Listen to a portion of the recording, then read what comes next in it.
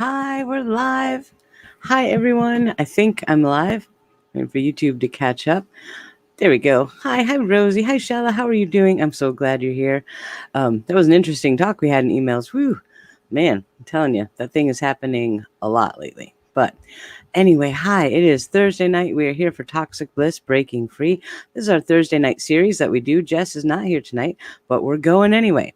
So tonight we're going to talk about gray rock. This is something I talk about a lot, but we've never actually done a full episode on it.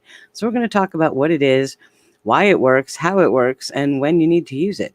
This is probably one of the single most powerful methods that I have ever come across for dealing with a narcissist. Now, a lot of times I'm going to tell you, you don't deal with a narcissist. If there's somebody in your life who's that toxic or is actually a narcissist, you don't deal with them. You don't try to fix them. You don't try to help them. You don't try to keep them around. You don't try to minimize the problems they cause. You just get away, right? No contact is always the best solution.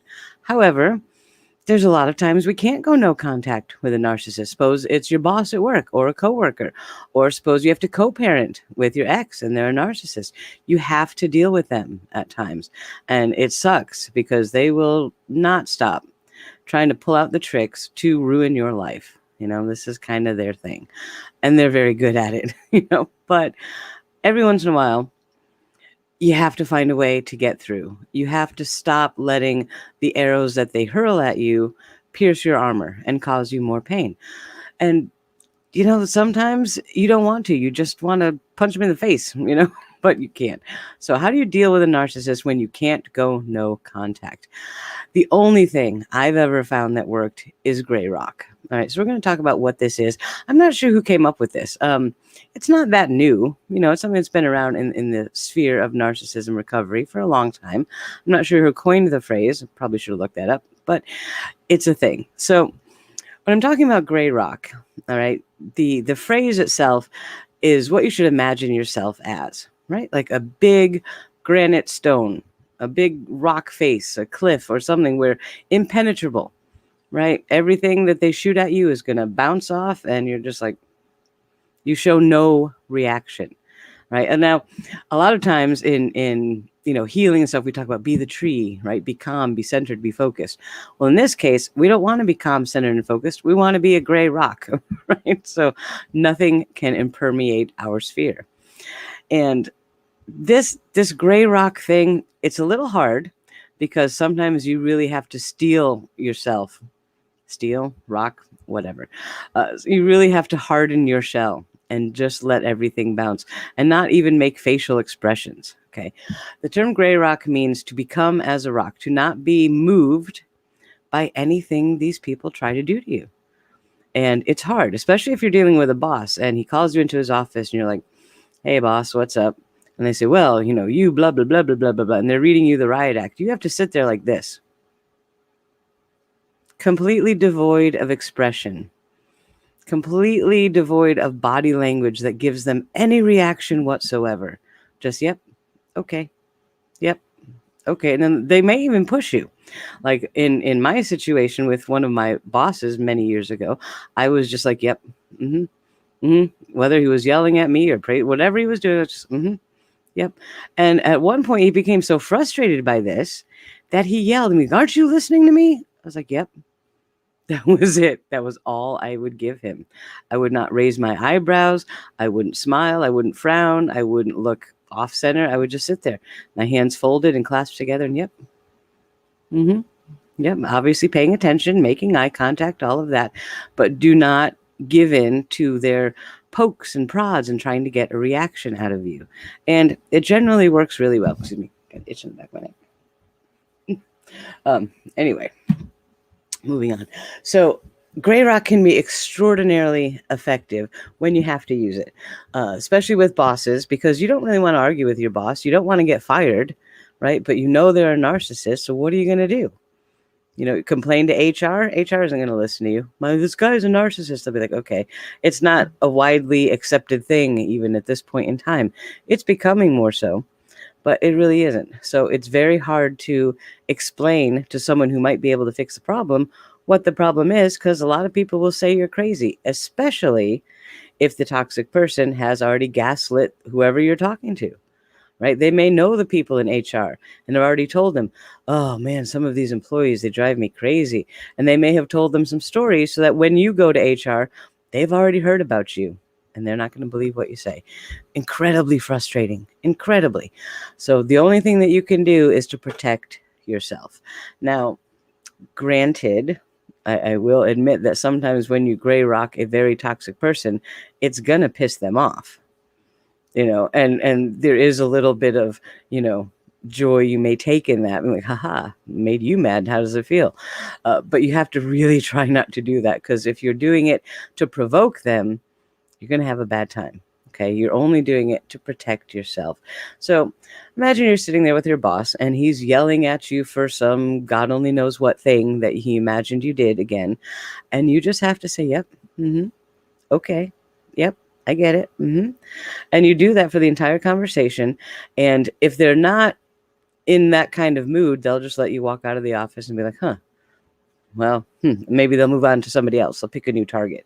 Or if they're really in an ornery mood that day, they may start yelling at you. Why don't you answer me? Oh, I'm sorry. I answered you. Maybe not even say, I'm sorry. Say, what would you like me to answer? But again, that very calm, expressionless expression.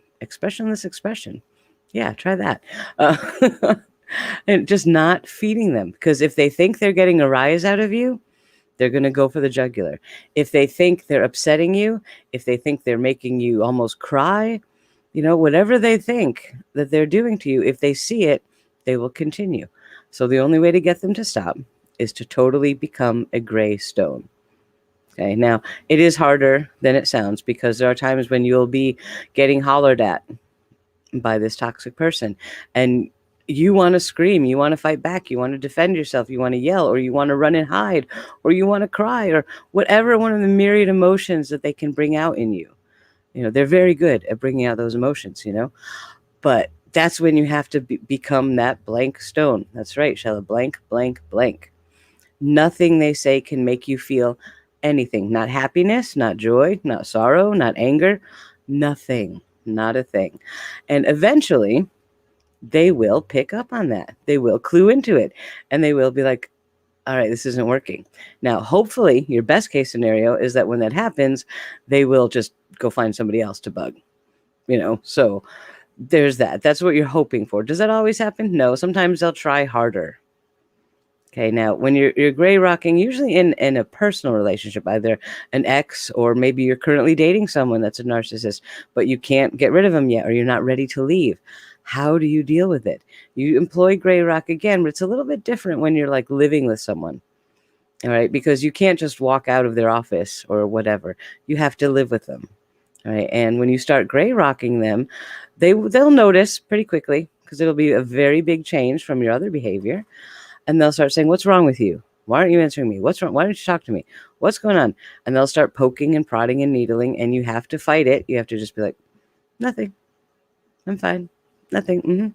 Yep. And you have to stay in that place. And it takes an amazing amount of mindfulness and strength to do that. It really does, especially if it's a personal relationship like that.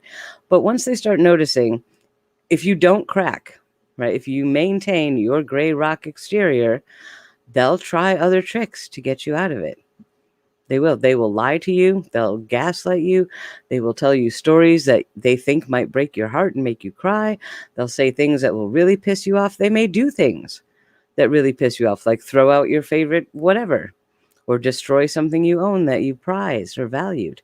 They will do whatever they can to try to break you. All right, so it can escalate. Right? That is one of the cautions about going gray rock. It can escalate. If they're not getting a reaction and you are their only source of supply, they will keep upping the game until they get that reaction. So you got to be careful, But like Shella said in chat, to narcissist, indifference is much worse than insults. Absolutely. Because if you're insulting them, you have just showed them that you're angry. They got to you. They won. They made you feel something. And to them, that's power, that's control. And like you see with, a lot of things, some children and dogs and things that aren't very well adapted, let's say, negative attention is better than no attention. So even if you're yelling at them and insulting them and fighting with them, they're still getting their supply. All right. When a narcissist gets supply from you, it's not just good stuff, it's any stuff. If you're talking to them, you're giving them supply. If you're praising them, or if you're all infatuated with them, or you're feeding them or cooking for them or yelling at them, anything that you do for or with them is giving them supply. So that's why gray rock is important, to not show happiness either. All right. You don't want them to realize that they can still manipulate you and bring out emotions in you. The more they can invoke emotions, the harder it's going to be. So, Laura Reiner says, took me years to learn the gray rock. Finally, I got it down. I'm a happy camper. Self-preservation and respect is what I learned. Absolutely. It is a very powerful aspect of self-respect. When you do not let the narcissist affect you, you have your power back, right? Well, step one to getting your power back for sure. And you do have to be careful, because a lot of times they'll get angry with you for doing it. But it is a very empowering thing, all right, to not let them piss you off, to not even let them make you happy. Because if a narcissist is making you happy, you know what's coming next, right? So it's a big thing. Oh, Rosie, thank you so much for the super chat. The pretty flowers. I love Rosie's emoji game is on point, y'all. That is beautiful. Thank you so much. And hi, Amanda, brown-eyed girl. Good to see you here. Laura Reiner, sorry. I don't recall everyone that's here. I'm happy to see you. I don't usually do these public, but tonight I had to fly solo. I'm like, let's just do it public. Why not? This is a great talk. So a couple things before we get deeper into how to gray rock. I have someone who sponsored a giveaway tonight. So let's do that, because that's fun. On this piece of paper, I have written a number, and I don't want to show you what the number is, but it's on that piece of paper, and I'll show you after. But what I've done, let me share my screen, is I was doing our last narcissist live stream. That's a thing. During my last narcissist live stream, Tess, who is one of our mods here, was saying that she really wanted a gray rock t-shirt, a t-shirt with the logo of gray rock. So I said, okay, let me make this big so you can see it on the screen. Can you see it? Where's my StreamYard? There we go. Can I zoom in? It's not really zoomed in. There. I think you can see that if I zoom in. That's our new gray rock logo. That is actually my husband's fist, not mine. And the rainbow swoosh behind it was actually a quilt that Tess designed and made herself. So I took the swoosh to add that behind it. I wanted to go for like an 80s sort of rock band t-shirt, right? Gray rock. Now I spell it EY, but I know we're in the US, so I put it AY on the t-shirt. But if you need an EY, we could probably do that. But we have this new line of gray rock t-shirts and stuff, because it's such an empowering thing. When you can be the rock and you cannot let the narcissist get to you anymore, that's a great place to be. That's a great place to be. So we're giving away a t-shirt. If you like the t-shirt, you need to guess a number between 1 and 50. The first person that gets the number wins a t-shirt, and there's a bunch of different styles and color options and all that. So put your numbers in chat. The mods are watching. Actually, the mods don't know what the number is. I know what the number is. I better watch. So, yeah. I better look at that. Let me stop sharing my screen so I can watch chat. Yeah, didn't think that went through too well. Oh, goodness. So yeah, gray rock, it's a thing. Gray rock is an attitude, and when you get that attitude, you're going to be okay. You're going to be okay. It is hard to get there, but we're going to talk about how to get there. All right. So hi, Mama Shannon, Crime Powwow, Sandy Lee, Seek the Truth. I'm glad to see you all here today. Kai, Baby Kitty, nice to see you. I'm still watching chat. No one's got the number yet. It's a number between 1 and 50. So yeah, that's our new merch line. You can find all of the stuff. There's hoodies. I think there's a zippered hoodie, face mask, all the normal Teespring kind of stuff, and lots of different colors up on my Teespring account. So there's that. And thank you to the person who is sponsoring the giveaway. I love you with all my heart. Thank you so much. This is very exciting. So I'm really excited about the gray rock idea. Skraling is putting the number pi in chat because he's a smartass. I love you. He's a smartass. I don't see the number yet. I think we've had every number between 1 and 50 except the right one.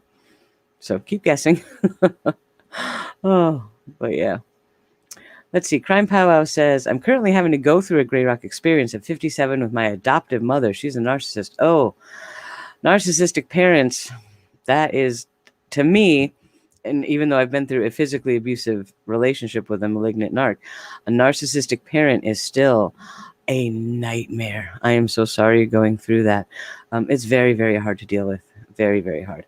Because then you get all the guilt and other stuff on top of it. I'm telling you that it is a very tough thing. Gray rocking with a parent. Let's talk about that for a minute while I still watch for this magic number. Let me actually tell feeding it the number so she can see if I missed it. There we go. I sent it to you in Discord just to make sure I don't miss it. I would be very sad if I missed it and gave it to the wrong person. Gray rocking a parent, right? Whether it's adoptive parent, step parent, whatever, it's really hard because they will make you feel terrible. They will make you feel guilty. No one can lay on a guilt trip like a mom. You know, at least my mom, she is an airline stewardess for guilt trips. Travel agent, I meant. But they'll make you feel guilty. Why are you doing this to me? Why won't you just talk to me? You know, or they'll try to provoke you to even yell and get angry. Just say something. What's wrong with you? And you're like, I'm fine. You're not fine, you know, and they'll bring up everything you've ever done wrong in your past, every bad decision you've ever made. They will use every trick in the book to get you to stop this gray rock thing because they know they're not affecting you anymore. And that's a loss of control on almost a double level from a relationship. Because, you know, your partner, even if you're broken up, they had some control over you, but never like a parent. So a parent who is losing that level of control over you will flip out, you know, and it's very hard to deal with. But when you have that choice, how do you go no contact with a parent? That's not easy. I've done it. I have no contact with my father, and that's tough. My mother, I love my mom. She's my mom. There's some issues there, but I'm not going no contact. So we do a lot of gray rock, you know, with her. Certain topics I just avoid. I call every week because I am a good daughter, and that's what you're supposed to do. Check on her, see if she's okay, needs anything. But that's about it. We can't talk about anything bigger than that, or it's going to be a fight. So all I have to do is, yep, that's right, Mom. Good for you. I'm glad. That's it. And then, take a deep breath when you hang up the phone, and then process all your feelings out. Going gray rock with a parent is very, very challenging, especially when you're getting to your parents' end of lifetime, right? Because then it adds so much pain to what you're dealing with. When you realize you're never going to have that breakthrough with them, you're never going to get them to understand, you're never going to get them to feel what you feel or understand what happened. You have to accept that. It's not going to happen. The only way to protect yourself from further injury is to go gray rock and see things through as best you can. It's very hard. And we still don't have the number. How is that possible? There's only 50 options. Goodness. Sorry. There's a tag on the back of this shirt that is driving me nuts. I should have fixed that first. Crime. My mother is getting up there in age, and it's getting towards that time for her life, and it's very challenging for me because there's so much stuff from the past that we'll never be able to heal. I'll never be able to have that talk with her where we really get to the root of things and really iron things out. And I have to just accept that. That's just how it is. That is my burden to deal with, not hers, because it's not going to happen. So I have to be gray rock, which is very hard.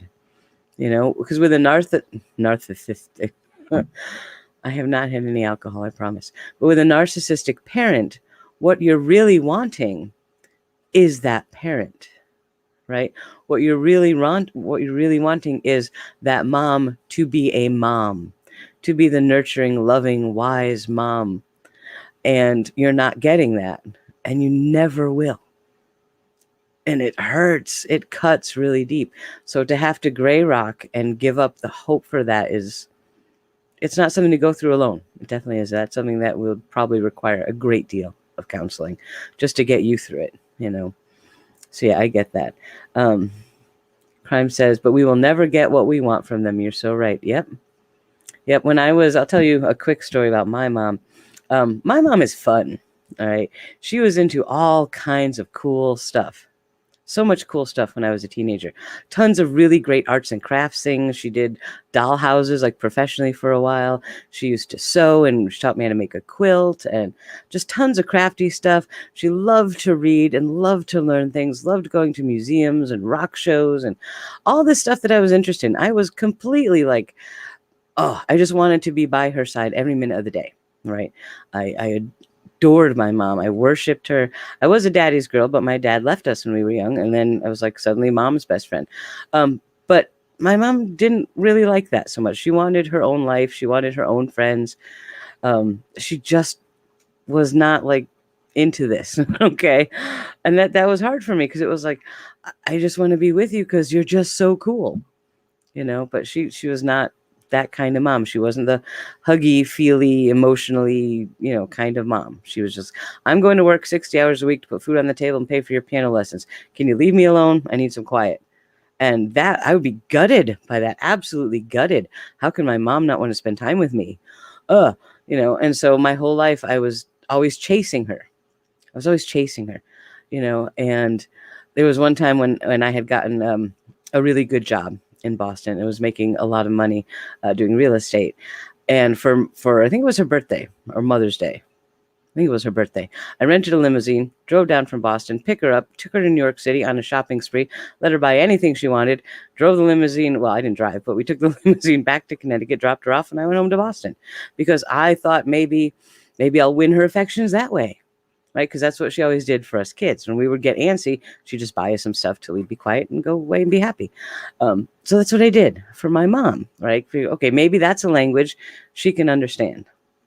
Man, obviously I picked a really bad number if no one ever picked it yet. How is this possible? Okay, let's narrow it down.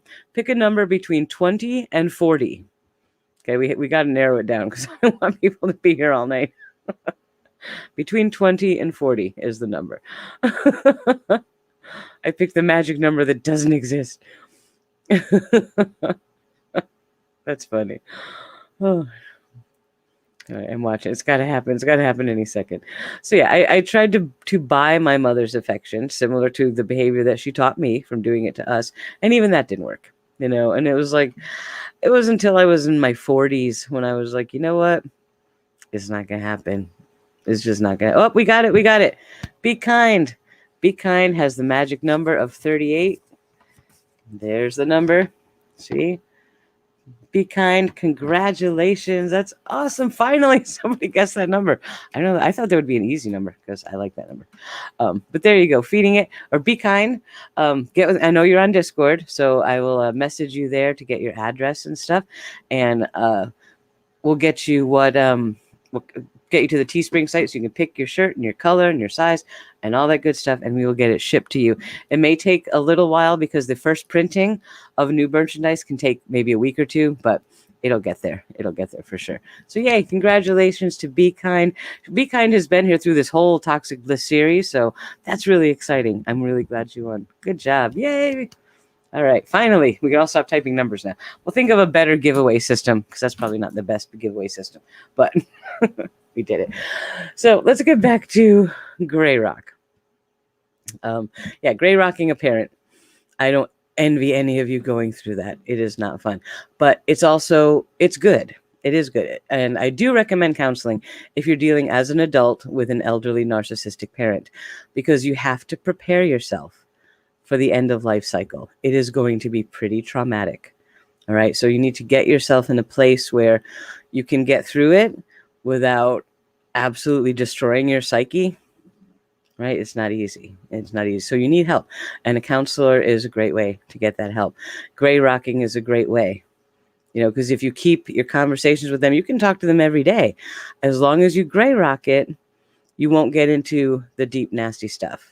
Because there's no point to getting into it. And that's the hardest pill to swallow, is there's no point to trying to get into a conversation like that with a narcissistic parent. It's never going to happen. Save your breath, save your heart, save your heartache, and gray rock. So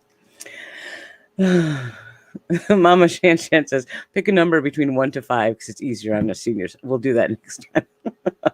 1 to 5. Yep. Crime Power says, need to find a therapist. Yeah, that's probably the only reason that I'm still sane, if you can say that, is because of therapy. And certainly given my mother's situation now, if I would guess a couple more years most, and it's going to be tough. So I need to start getting back into therapy now before that happens so I can cope with it and I don't go off the deep end. But you got to plan for those things.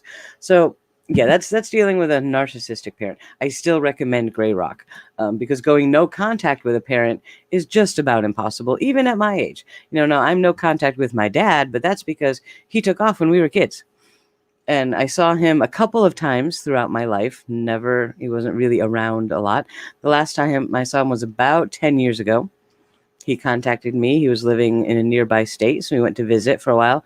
It was an interesting visit, and I decided that was never going to happen. So that's it. We're done. Just done. And I'm fine with that. I'm actually fine. But then again, I didn't grow up with him around all the time. So it's not quite as hard for me as dealing with my mother. So there's that. The other thing I was thinking about this the other day about my parents and dealing with narcissism is my first 5 or 6 years of life. When I think back on them, they were idyllic. I had the perfect first 5 or 6 years of life. My parents were always around. At least to us, they always appeared happy. I don't think they were, but they put on that facade. We had a nice place to live. We had dinner every night at the kitchen table. My dad was always playing with us and taking us to parks, and we'd go on family vacations, and it was idyllic. I don't have a bad thing to say about the first 6 years of my life, which makes the rest of it that much more traumatic because the rest of it was not that. When I was about 6 was when my dad took off. And that was it because I was such a daddy's girl. When he left, I don't think I left my bedroom for about 6 months. And I was 6 years old. So yeah, my mom got my butt straight into therapy, and I had a lot of therapy as a little kid because I could not cope. And as an adult, I had to deal with that and realize, hey, my dad is that jackwagon guy who abandons his wife and kids. Screw that guy. I had to come to terms with that. It was not easy. So it's much easier for me to do the Gray Rock and no contact with my dad than my mom. So, there you go. Comments do not disappear after this live, Carrie, because this is public. Normally, I do these as Patreon lives, but tonight I just wanted to do a great big public one and get a lot of people in chat. And for the Patreon ones, I strip out the chat before it goes live, so everything's private. So be careful what you say in chat. Keep your privacy. Keep that important in your mind. Words. I'm trying to find words. Yeah. Maintain your privacy in chat. If you want to talk to me privately, you can always email me, awinreespodcast@gmail.com. But yeah, the live chat will still be up after the live stream. So be careful what you say. Let's see. Was my dad the holiday dad? No, he wasn't really the holiday dad because he was there round the clock for the first 6 years and then he was gone. The first time he came back, I think I was 16. And I was 16 years old. I was at my aunt's house, and my mom called and said, "A dozen long stem red roses just got delivered for you." And I thought they were from the boy that I had a crush on at school. And I got very excited. And I said, open the card. Oh my God, I can't believe you sent me roses. No, it said, "Happy birthday, love, Dad." And I was like, that again, this is what narcissists do. Right? They will use a holiday or something like your birthday and just get in there with that knife. So I about fell on the floor. I hadn't heard from him about 10 years. All of a sudden, he's sending me roses on my birthday. And then he said, "Well, I live in Florida. Why don't you come for the summer with me?" And I'm like, "It's hot." I was 16. I was, all about having my hair looking nice in the summers. But he said, "Well, I live in Palm Beach next to Mar-a-Lago." And I was like, "Oh, money? All right." Because I was a 16-year-old girl. Whatever. So I flew down to Florida for the summer with him. And he is literally, there's Mar-a-Lago, Donald Trump's place. We're not talking about Donald Trump. I don't want to hear about him. And then there's the Palm Beach Tennis Club. And then next to the tennis club is the mansion where my dad was. Right. And so their beaches are connected behind, on the ocean side. And I was like, wow, my goodness. And he picked me up at the airport in a Rolls Royce. And I'm like, I am doing some shopping this summer. And we go to this mansion, and it's a gorgeous palatial, I've never seen a home like this, right? And it was so much fun. And I remember, because I was stupid in 16, the storm shutters that they have on the homes on the waterfront in Florida. You push a button and these big storm shutters roll down, and then you roll them back up, like for hurricanes. And I was just so amused by this. I just sat there for like an hour putting the storm shutters up and down. I don't know. It's a thing. I was weird. And then we had private beach and this beautiful pool, and it was just amazing. And I'm like, all right. So we'd go out to dinner. We'd go to the Breakers or the Bomb Squadron, really expensive type restaurants. What do you want for your birthday? I want a Gucci watch. All right. Drove to, I think it's called Worth Avenue. Forget the name of the big shoppy street down there. Walked into the Gucci store and bought a watch. And I'm like, ha, I have arrived. This is the life I was born for, right? I had the best time. Went deep sea fishing almost every day. Oh, I mean, I lived it up. Anything that I thought I could get away with, I was going to get away with. And then it was time to go home. I did not want to go home. I'm sure you can understand why. We had a beautiful grand piano. I was a concert pianist in high school. Went to a performing arts school. So I had this beautiful grand piano in this marble floored 50-foot ceiling domed living room thing. And I was doing my own concerts every day because it was just, the acoustics were unbelievable. I didn't want to go home to my mother's little 3-bedroom cape. No, this is the life I was supposed to have, right? And here's my dad saying, this is my life. Welcome to it. Haha. And I'm like, geez, Louise, I don't know what you did when you left mom, but you certainly won. I'm staying with you. And he wouldn't let me stay. And my mother, of course, would not let me stay. And I was so angry with both of them. I was furious. How could you make me leave? And I get home and go about life. And I think it was not till I was about 20. So about 4 years later, when I got a phone call from an IRS investigator. I was like, what? Asking me if I knew where my father was, or if I had heard from him. And I'm like, no, why? He said, oh, they're just looking for him in regards to an investigation about blah, blah, blah, blah, blah. And I'm like, okay. Right. So I called my mom, like, what is going on? She's like, well, honey, I have to tell you something. I'm like, tell me what? She's like, that house that you stayed at in Florida and all that stuff, that wasn't your dad's. He worked there as the gardener, but they were in France for the summer and he pretended it was his and spent all their money on you. I'm like, okay. So I really am poor. It was traumatic, guys. But this is what these people do. They create these fantasies for you, and they love bomb and they spin it to where you believe it. And then you find out the reality of things. And that was not the reality. That was not his Rolls Royce. That was not his house. That was not his money we spent. None of it. Not even the dogs that were there. They weren't even, he said he raised prize Pomeranians. They weren't even his. The woman that owned the house raised them. Like, So yeah, that's my father. That's why I go no contact with him. Okay. Pretty clear cut, right?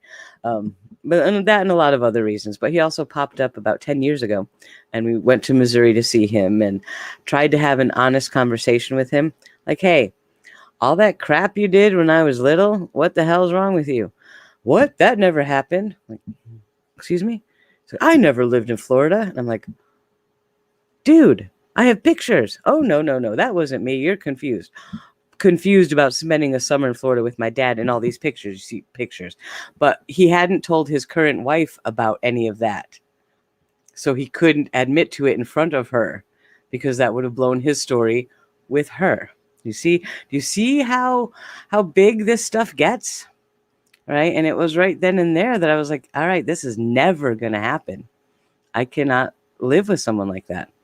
Cannot do it. So that's it. I stopped talking to him, blocked him on all the social media stuff, and don't answer his calls anymore because I'm not doing it. But still, on my birthday, he'll try to send a message or an email. I'm like, no, not doing it. Just cannot do it. So this is why no contact, even with parents sometimes, is your best bet. But I understand if that's a bridge too far for a lot of people. So Grey Rock is the method that we're going to employ. All right, whenever we can't get away. Yeah. Their famous statement, what are you talking about? Yeah. Yes. If we had a list of the top 10 things narcissists say, what are you talking about? Is a big, big, big one. They all say it. They all say it. And usually when you're calling them on some crap that they've pulled, right? So, yeah, I know you think that happened, or you may believe that happened, but you're wrong. Sure I am. Sure I'm wrong. Oh, yeah. So let's talk about gray rock when it comes to interpersonal relationships, like your partner. Suppose you're dating a guy and you start to see, let's talk about the cycle of narcissism. All right. So this will explain when to employ the gray rock method. There's a very particular cycle that happens in interpersonal narcissistic relationships. Very first is the love bombing, right? They will identify you as a target and understand that when they pick their target, they're picking the best people. They're picking the people who are emotional, not, I don't mean, hysterical emotional, people that are open and available emotionally, people that wear their hearts on their sleeves, people who would help anyone, the real giver type personalities. That's one of the first things they look for. Right? Someone who's really helpful, who will sit there and talk to them one day when they're sad. When you're giving them your time and attention, even before the relationship starts, that can mark you as a target. So, it's a tough call because you don't want to be a closed off person, but that's your best first line of defense. So there's another balance to try and strike. So the love bombing starts right off the bat. They will talk to you a lot and really try to learn what interests you. Right? What are your hopes? What are your goals? What interests you? What's your favorite? Anything they can find. And they will mimic that person back to you and start showering you with gifts and attention and all that good stuff. And it feels amazing. The initial love bombing from a narcissist is absolutely intoxicating. There are very few people who can stay strong against that. All right. A lot of people tell you, I'd never fall for a narcissist. I'm like, yes, you would. Yes, you really would. Because we don't really see it right off the bat. It just feels good. Okay. After love bombing, very, very shortly after the love bombing, when the relationship progresses, and all of these relationships tend to progress super fast, like at lightning speed, right? You go from talking to dating to living together in a month or a couple months. It's very, very quick, very accelerated. Once you're living together, then the devaluing starts. All those little habits you had that they thought were cute when you were dating now suddenly irritate them beyond belief. Do you really have to blow your nose every time I turn around? It's like, just blowing my nose, dude. Right? Anything, any little thing that they can think of, they will just create things out of thin air to devalue you, to keep putting you down, keep telling you how much you irritate them. And you're so lucky I'm with you because nobody else would put up with that. You're so lucky you have me, and that's when the devaluing starts. Right there, if you see that, you need to start running before you get in any deeper, all right? Because the devaluing always leads to the next step, which is discard. Now, there can be years between devaluing and discard. The devaluing can go on for many years, as long as you let it go on, honestly. The discard happens when you finally have been like, you know what? I've had enough of this. And you start pushing back. That's when the discard will start. Now, in a lot of relationships, the discard has been building much longer than you will ever have suspected. Most narcissists, male or female, always have relationships on the back burner. Always. That's their escape plan. Okay, they always have their out. They're always looking for their next place to land in case things go south with you. Okay. And it sucks, but they're very, very good at hiding it. Although mine wasn't. I caught him every single time. But mine had 2 or 3 people on the back burner at all times. Right. And they were also usually exes of him that he had left to come back to me. But then when we'd have a fight, he'd go back to them and bounce back and forth between 3 or 4 women. His whole life. That's all he's really done. So you'll always see a back burner relationship, and sometimes you won't find out about it till after the fact, but it will be there. Trust me, it will be there. And the discard will happen once they solidify one of their back burner relationships and they have a safe place to land, and they'll up and leave. Or what mine liked to do would be to piss me off to the point where I threw him out, because then he could say, I didn't leave you, you threw me out. You know, they love to find little ways to twist the knife like that. And that's what he would do, right? So they love to piss you off. They really do. And they will hurt you any way they can. Physically, yes, but also emotionally. These people fight dirty. They will say the one thing to you in an argument that they know is way crossing a line. And they'll do it just to piss you off, just to make you cry, right? So we have love bombing, devaluing, discard. After the discard, though, you'd think you were done. No, you're not so lucky. Then we have hoovering. All right. And this is another term kind of like gray rock. I don't know who invented it, but it's perfect. They will suck you back in like the biggest, most powerful vacuum cleaner you've ever seen. They will repeat the love bombing, but it's never quite as good as it was the first time. And always diminishing returns on love bombing for sure. But they will love bomb you again. They will guilt you into it. You know, if you love me, you'd let me see my kids. I just want to raise them. I only want to be a good father. Please let me come home. I've changed. No, none of that is true. Don't believe it. Just don't believe it. But they will definitely hoover you back at some point. Now, early on in my relationship with mine, after the initial discard, the discard hoovering pattern emerged after 3-4 months and continued for years because I let it continue. I didn't know any better. I was in my 20s. I was stupid. You know, I had no idea what was going on. So I just kept taking him back, right? Because I believed, oh, he's changed. He's learned this time. No, that's dumb. But they will keep doing that as many times as you let them. And then after our final discard moment where we had a big fight, I threw him out and everything, I moved across the country figuring he won't find me here. Right? And it was great because that was it. We were done. We were done playing. He couldn't reach me anymore. He couldn't get in touch with me. I didn't have to think about running into him at the store or anything because he didn't live here. Right? I was 2,000 miles away.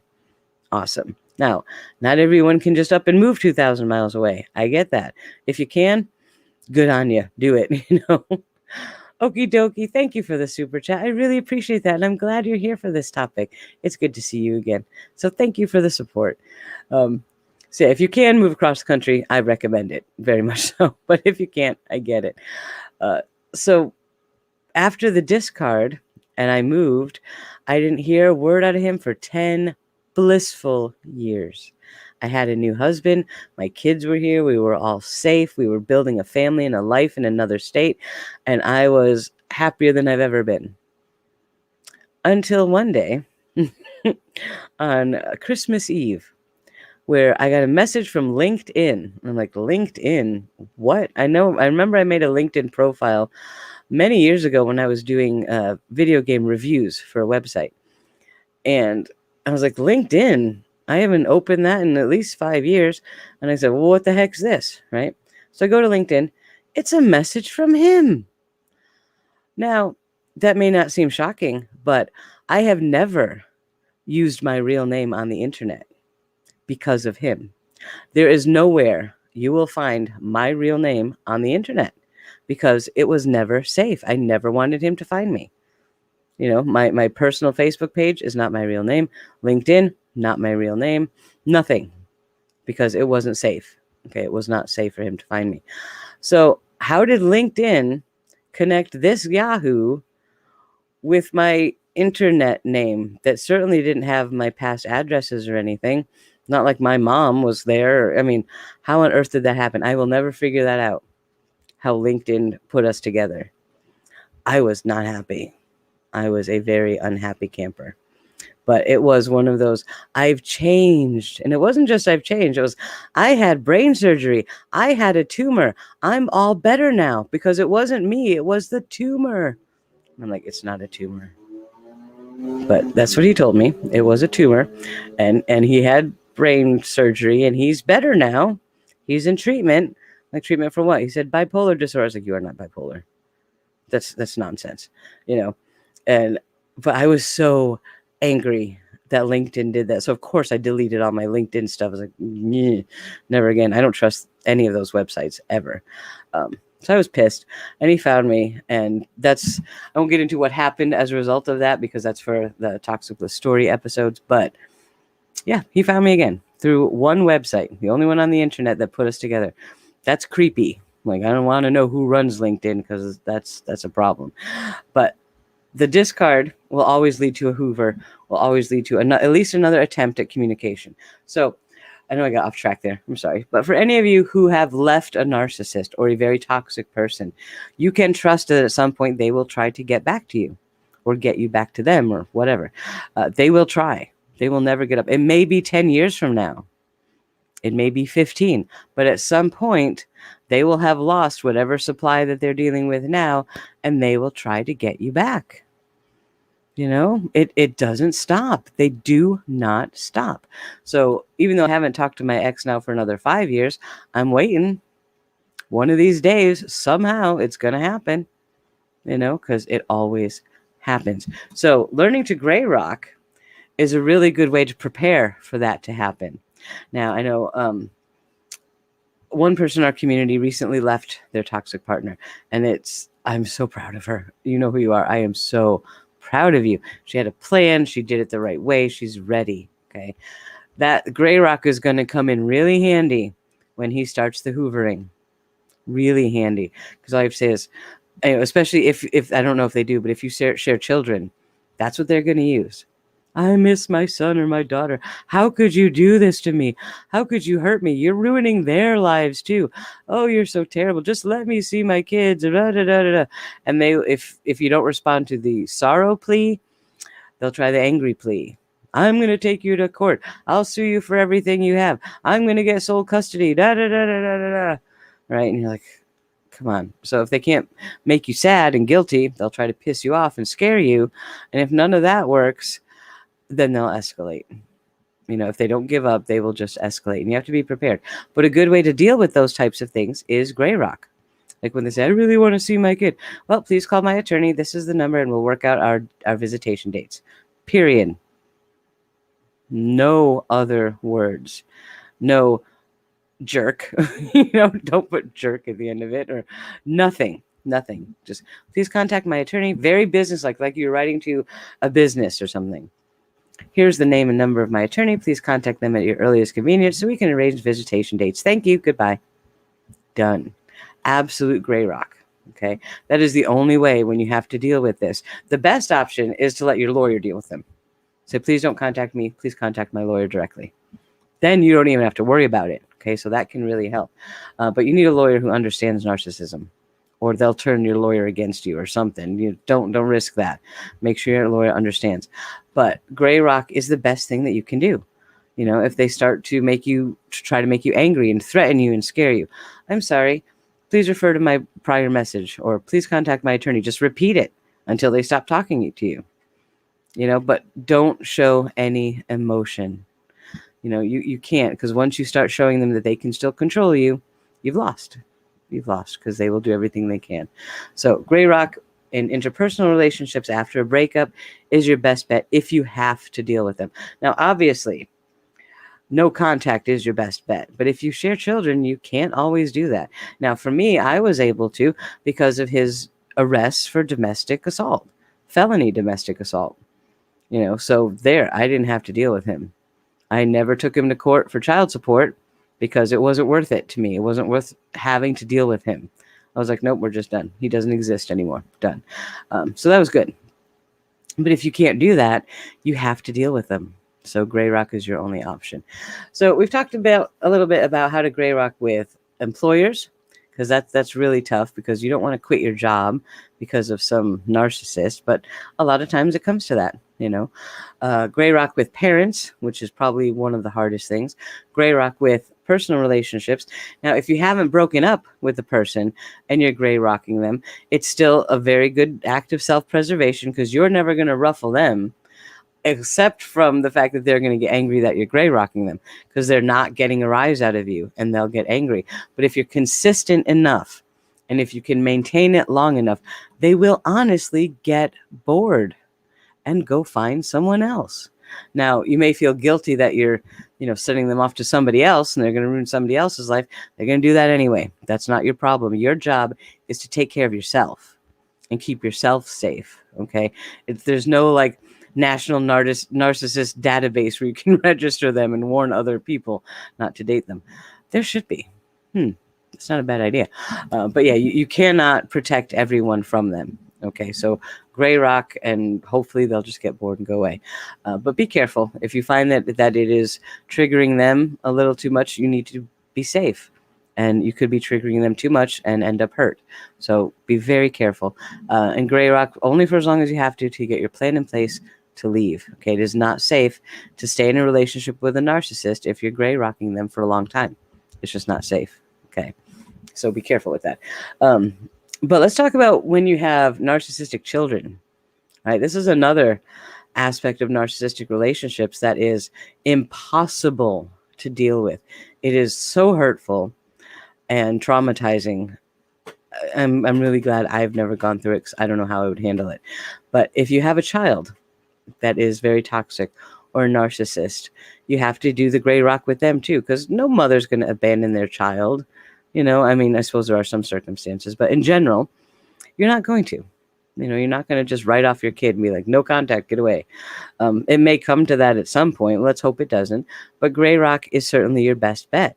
So you still talk to them. You're still there for them in that sense, but you're not falling for the manipulation. You're not falling for the guilt trips. You're not being provoked, to anger or sadness or whatever they're trying to do. You just become immune to their manipulations. And that's how you win the game. That is the only way to win the game, is they do what they do. You never show, never let them see you sweat. That saying? Imagine that's gray rock. Gray rocks don't sweat. So just sit there and be like, yep, okay, good talk, bye. And wait till next week. But it is very, very, very hard to do it because that's your child. That's not the relationship you're supposed to have with a child. And then you start beating yourself up. Where did I go wrong? No. Don't let yourself do that. Okay. Gray rock, maintain, and do your best. But gray rock can save us from a lot of really bad situations, mainly because there are a lot of people like me who, I have a mouth on me at times. And a lot of times with my narcissist, he would say something and I would just fire back some sarcastic comment, really cutting, like nasty comment, and that would start a fight because I didn't know better. I didn't know what I was doing. I had no idea what a narcissist was back then. And I would be like, I'm not taking that crap from you. Bleh. And I would just throw it right back at him. That got me in some trouble. All right, so learning to watch my mouth was important, not because I'm not being true to myself or I'm just, if I'm a sarcastic person, go ahead, be sarcastic. But when you're dealing with a narcissist or a very toxic person, that can be straight up dangerous, right? Because these people don't play by rules. So be very careful when you're a sarcastic type person. But that's where gray rock comes in very handy for me, because it reminds me, because I'll say, okay, gray rock, get it in my head, think about it, imagine the gray rock, and I'm just sitting there like, And I remind myself, it's being mindful of not pushing back, not provoking them, not showing them any emotion. So it's hard. You got to practice it, but it can be really, really good. Mama Shan said, it truly is impossible as a parent. I have learned if it's a child, they're adults, this is on them now. Yeah. And that is a brutal lesson.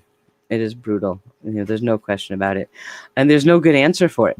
Even in all of psychology today, there is no answer for how do you parent a narcissistic child, because you can't just fix them. There are some narcissists that, wait a minute, is this echoing the whole time because I didn't mute and you guys didn't tell me? I'm so sorry. I just realized that it wasn't muted. I hope that wasn't echoing for the whole live stream. I'm very sorry if it was. Anyway, sorry. That's me not paying attention because I'm not wearing headphones tonight, so I'm not paying any attention to that. I apologize. But there's nothing in all of psychology to tell you how to deal with a narcissistic child. There's nothing. There's nothing to explain to you how you deal with your feelings as a parent of a narcissistic child. There just isn't, because it's not been studied enough. If you have a really good therapist counselor, psychologist, psychiatrist who understands cluster B personality disorders, they might have, some very useful information for you. But there's no way to fix a narcissist that's known to science yet, unfortunately. Now there are some self-aware narcissists like Sam Vaknin, who I caution you before you go start watching his videos. He is incredibly triggering for me. He may not be for everyone, but for me, I can't watch him. I can't, because it triggers all kinds of stuff. But he is allegedly, or what he calls himself, a self-proclaimed, self-aware malignant narcissist. And I'm like, haha, right. All right. But he does have some good information. I've read a lot of his writings and stuff, and it's very fascinating to read, but it's not really helpful at the end of the day. So whatever, take that for what you will. But yeah, gray rock is a thing. So for any of you dealing with a very toxic person, all right, try the gray rock thing this week. All right. But you want to be subtle. Right? Because you don't want to provoke them. And if they think, a lot of narcissists will think you're making fun of them, right? If you're normally very animated and outgoing and, hi, how are you? Or you cry easily or anything like that. And all of a sudden you show up to work like, yep. They're going to think you're making fun of them. They will take that as an attack. That itself can cause a narcissistic injury, which you don't want. So be subtle. Right? Be subtle. You can still put on a pleasant face, but you have to show them they will not get an emotional reaction out of you no matter what they do. Okay? Try it and see if you can kind of get them to notice, at least notice that change in you. They'll perceive it. They're very perceptive. They'll perceive something's different. And they'll be like, and they may try a few tricks to see if they can push you. They may, by the end of the week, they may decide that they've just had it with you and they're not going to talk to you anymore, which is what you want. So that's a good thing. But give it a try. Just be really, really kind of subtle. Because remember, provoking these people, it's never going to end well. Okay, these are the people who will flip out and murder someone. We see this a lot, in true crime. We see a lot of things like this that happen. A lot of abused women, people say, why do they keep going back? It's like, well, let's examine this partner. Are they a narcissist? Are they one of these toxic people? There's a lot of reasons why this happens. So you don't want to provoke them, all right, if at all possible. But gray rock can help you get through work. It can help you get through a custody hearing. It can help you get through little things like that you can't avoid. But in all other circumstances, no contact is always the right choice. So gray rocking with ex-husband sometimes felt like dissociation, but it got me through. Yeah, it does. You have to almost, like you're watching yourself sitting there talking to him when you're floating up in the corner. That third person top-down perspective where you're actually not there. That is literally dissociation. And it works. It does work. Unfortunately, I don't know how deep we want to get into this, but a lot of people who suffered early childhood traumas learn to dissociate, like actually dissociate, go out of body in a sense, psychologically, and do that, and on one hand, it's a survival mechanism, that the brain does. It's a skill sometimes when you really need it, which is horrifying, but yeah, I get it. I get the dissociation 100%. Okie dokie says, I bluntly told him there is no us. Next day, he asked if I meant it. Yeah, that we have a chance. Yeah. Yes, they do that. Or mine would tell me the opposite. Mine would tell me, there's no us anymore. And be like, well, move out. What do you mean move out? Can't we try? I'm like, dude, you just said there was no us. Get out of my house, But I want to try. He's like, well, that's not what you said. So bye. Yeah, we had that argument quite a few times. Oh, they're crazy. They're crazy. So anyway, this has been a long live stream. The gray rock thing, it works. It does work. I'm very excited about the new t-shirts because there are a few narcissists poking their fingers around my life, and I have to remember, I have to stay mindful to stay in gray rock with these people. So I'm going to order myself one of the black t-shirts because I thought that looked cool. Looked like a 80s rock band kind of thing. And also Tess, I'm not sure if Tess is here in chat. I've been watching chat too closely. Tess Lai, one of the mods here, she designed a quilt, an 80s throwback kind of quilt. And the rainbow swoosh that you see in the logo of the Grey Rock is actually from her quilt. But she was the one who suggested we make the t-shirts, and it was like, oh, what a perfect design for an 80s vintage look kind of thing. And so that is an homage to Tess. So thank you so much, Tess, and thank you for letting me use that image for the new logo. I really appreciate it. So that's cool. That was a lot of fun.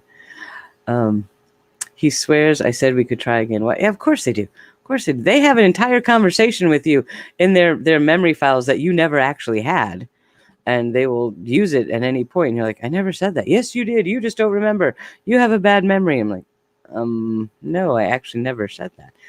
Yeah, they do that all the time. Or mine was the one who I would say, you said blah, blah, blah. I never said that.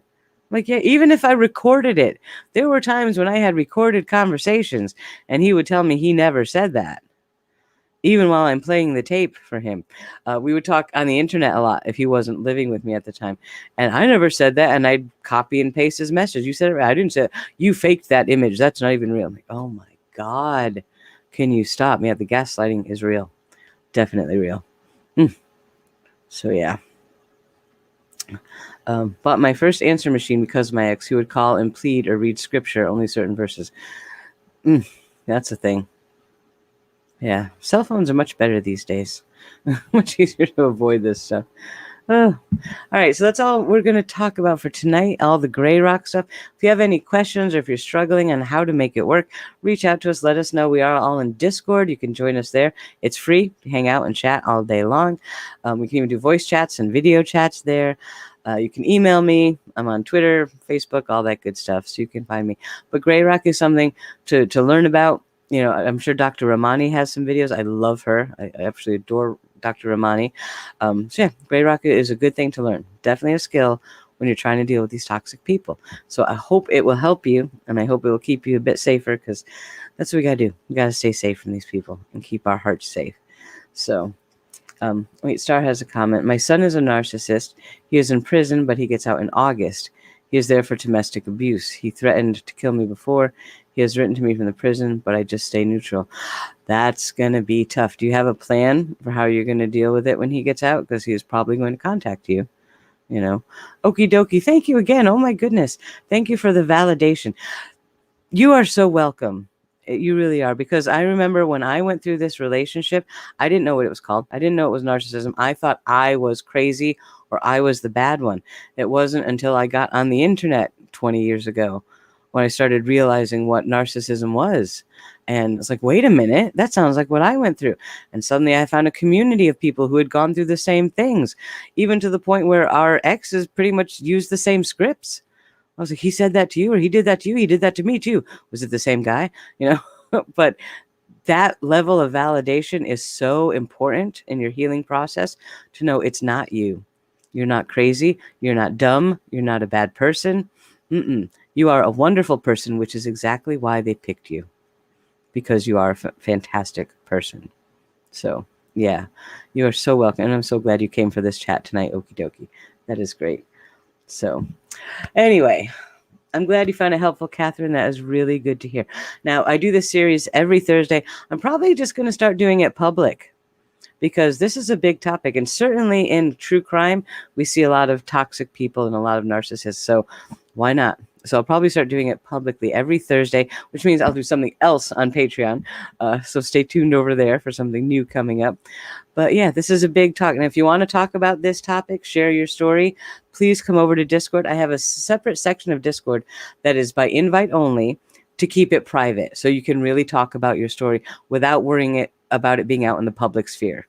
Okay, but understand people can copy paste and stuff, so be very careful if you're sharing your story to keep your personal details very personal. All right, because we want everyone to be safe. All right, so, but you can come over and you can talk to us all day long. There's a whole bunch of people in Discord, and it's a big topic. So yeah, validate each other, lift each other up.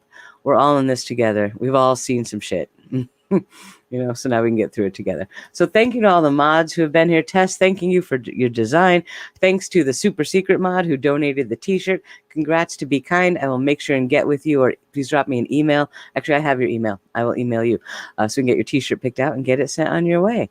So thank you all for being here. I really appreciate it. Take care and stay safe from those narcissists. Don't let them near you, man. You send them to me, I'll take care of them for you. No, not really, but I would if I could. So good night, everyone. Thank you and stay safe. As soon as I find the hang up, but I never know how to stop these live streams. There we go. I found it. Okay. Good night.